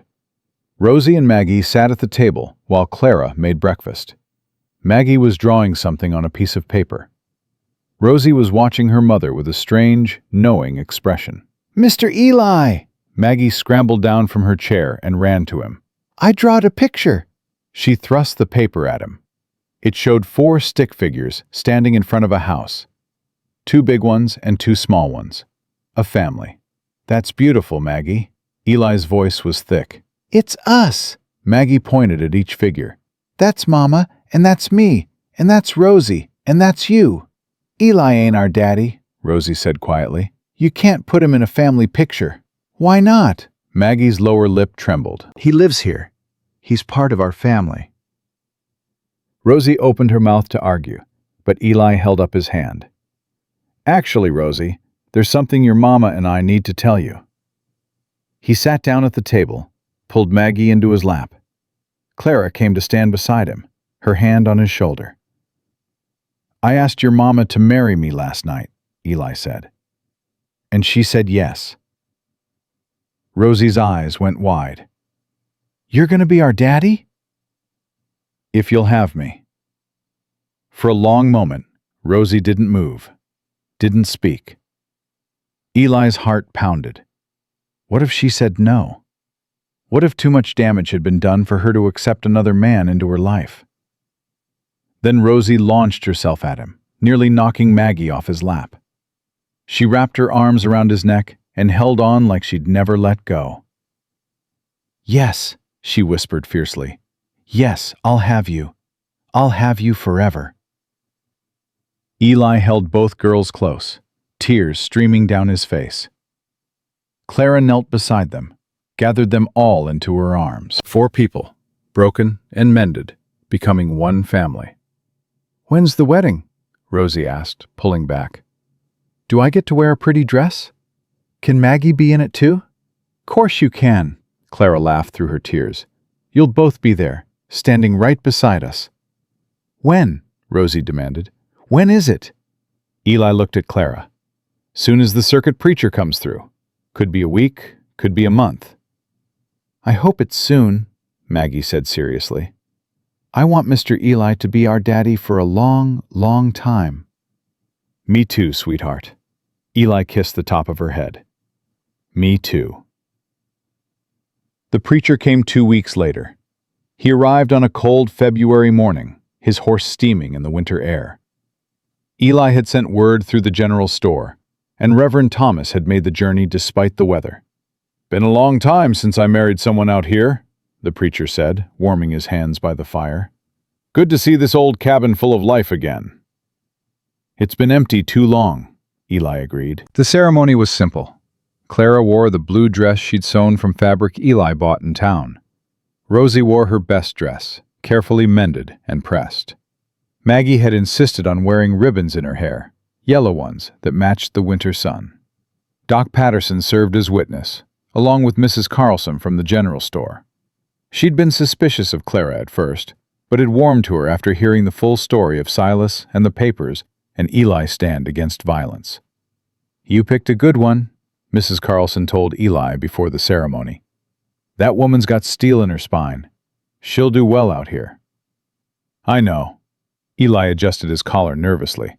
"I'm the lucky one." The vows were traditional, spoken in the cabin's main room with the fire crackling warm and the winter light streaming through the windows. Clara's voice was steady. Eli's cracked twice. Neither of them cared.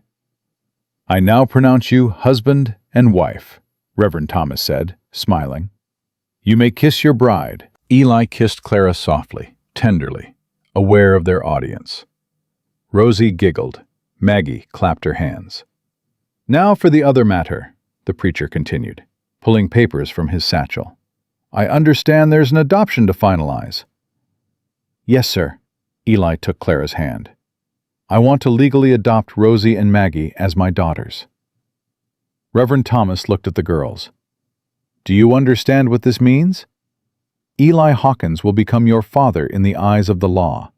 He'll have all the rights and responsibilities that entails." Rosie nodded solemnly. "We understand." "And you consent to this?" "Yes, sir. We want Mr. Eli to be our daddy." She paused. "I mean, just Eli. Our Eli." "Our Eli," Maggie repeated, beaming. The papers were signed. The Reverend declared it official. And just like that, Eli Hawkins went from being a man alone to being a husband and father. After the preacher and witnesses left, the new family sat together by the fire. Maggie had fallen asleep in Eli's lap. Rosie leaned against Clara, fighting to keep her eyes open. "We should put them to bed," Clara said softly. "In a minute." Eli looked down at Maggie's sleeping face, at Rosie's drooping eyelids. "I just want to remember this. All of us together. A real family." Clara's hand found his. "We are a real family. We have been since the beginning. Since I found you in the barn. Since you chose to save us instead of leaving us there." Eli thought about that night. The cold, the snow, the three bodies curled together in his hayloft. He'd come so close to missing them. An hour later, 10 minutes later, and they would have been gone. "I didn't choose," he said slowly. "It wasn't a decision I had to make. I saw you there, and helping was the only option. Like breathing." "That's love," Clara said simply. "That's what love does. It makes the right choice feel inevitable." Rosie stirred against her mother. "Mama, can I ask Eli something?" "Of course, sweetheart." The little girl sat up, rubbed her eyes. "Eli, can I call you Pa now, since you really are Daddy?" Eli's throat closed up. He had to swallow twice before he could speak. "Yeah, Rosie. You can call me Pa." "Pa." Rosie tested the word, smiled. "I like that. Pa." "Me too," Maggie mumbled, not quite awake. "Pa." Clara was crying again. Eli was pretty sure he was too. He didn't care. "Come on," he said, his voice rough. "Let's get you girls to bed." He carried Maggie to the nursery, the room that had waited so long for children to fill it. Clara followed with Rosie. They tucked both girls into the small bed that had been Lily's, that would have been Lily's, and now belonged to his new daughters. "Good night, Pa." Rosie's eyes were already closing. "Good night, sweetheart." "Pa?" Maggie's voice was drowsy. "Will you be here in the morning?" "I'll be here every morning. I promise." "Good," she smiled, snuggled deeper into the blankets. "I love you, Pa." "I love you too, Maggie. Both of you. More than you'll ever know." He stood in the doorway, watching them sleep. Clara slipped her arm through his. "How does it feel?" she asked. "Being a father again." Eli considered the question. He thought about Lily, about the 3 hours he'd had with her, about the 7 years of grief that followed. He thought about Rosie and Maggie, about the weeks they'd been together, about the lifetime stretching ahead of them. "It feels like coming home," he said finally.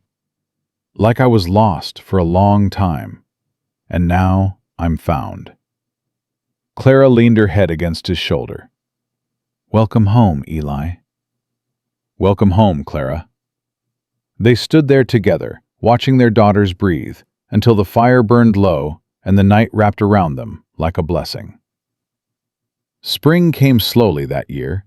The snow retreated inch by inch, revealing brown earth and the first tentative shoots of green.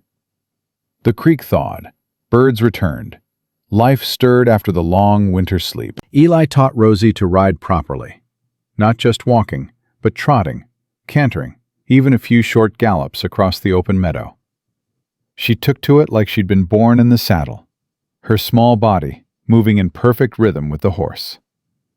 "She's a natural," Doc Patterson said during one of his visits. "Might have a future as a horsewoman." "She's got a future as whatever she wants to be," Eli replied. "That's what matters."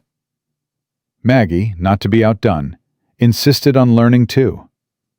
She was too small for the saddle yet, so Eli let her sit in front of him while he rode, her small hands on the reins, pretending to steer. "I'm a cowgirl!" she shrieked with delight. "Look, Mama, I'm a cowgirl!" Clara watched from the porch, laughing. Her belly was just beginning to swell with new life. Another miracle neither of them had expected. "You sure?" Eli had asked when she told him, his voice shaking. "I'm sure." Clara took his hands, placed them on her stomach. "The doctor confirmed it this morning. But after Lily, after everything, I thought so too. But life surprises us, Eli. It breaks us and heals us and surprises us in ways we never expect." Another baby. Another chance. Eli had cried that night, harder than he'd cried in 7 years, letting go of grief he didn't know he still carried. One evening in late April, Clara found him standing by the cottonwood tree. Martha and Lily's graves were decorated with fresh wildflowers, the first of the season. "You still visit them?" she said softly. "Every week." Eli didn't turn around. "I promised I'd never forget." "I wouldn't want you to forget." Clara came to stand beside him.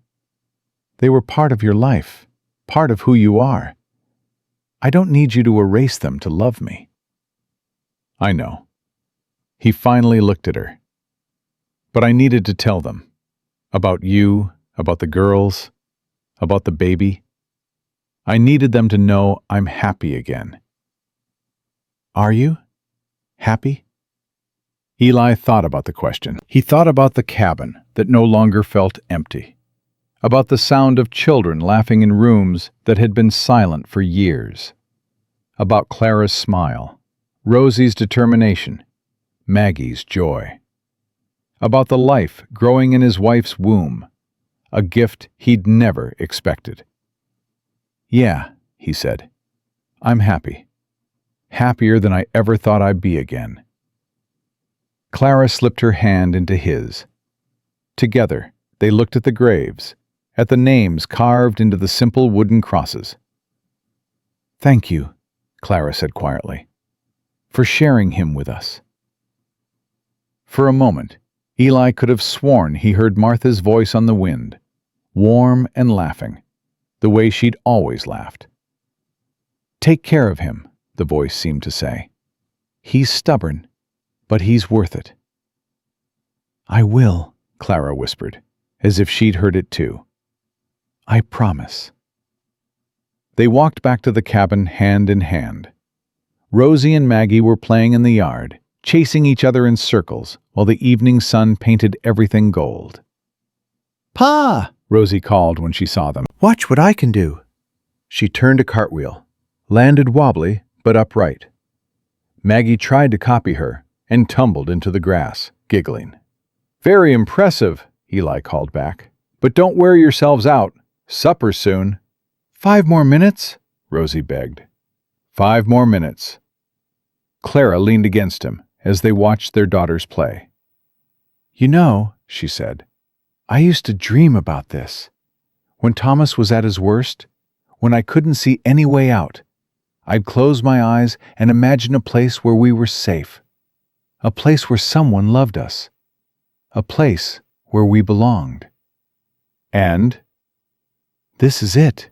Her voice was thick with emotion. "This is exactly what I dreamed, right down to the sunset and the laughter and the man standing beside me." Eli pulled her close. "I never dreamed this. I'd given up on dreaming.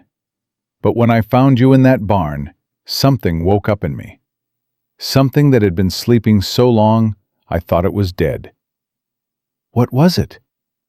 "Hope," he said simply. "You gave me hope, Clara, and I don't ever intend to let it go." The sun sank lower. The girls came running, breathless and happy, ready for supper.